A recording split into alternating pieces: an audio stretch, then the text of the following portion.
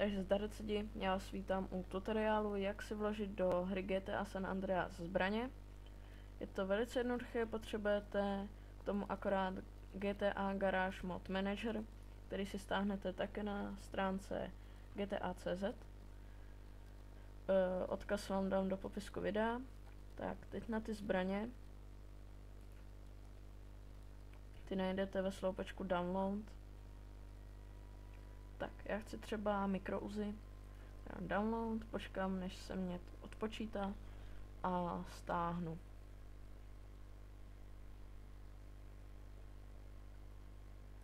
Tak, netrvá to dlouho, je to jenom malý soubor. Tak, teďka už si přepnu na plochu. Tak, teďka otevřu tu složku a nás budou teďka zajímat soubory DFF a TXD. Takže ty teďka si přesunu na plochu. Vy nemusíte, ale já to tak dělám.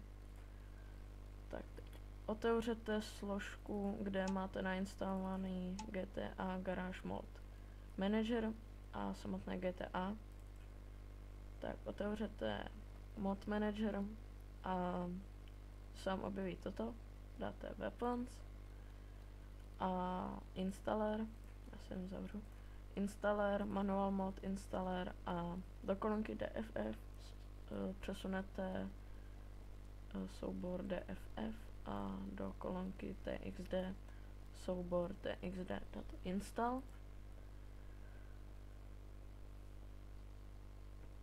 A pokud vám to napíše done, tak to je správně. Takže to bylo úplně všechno. Já doufám, že se vám tento tutoriál líbil. Pokud jo, tak dejte palec nahoru. A já se s vámi loučím. Čau.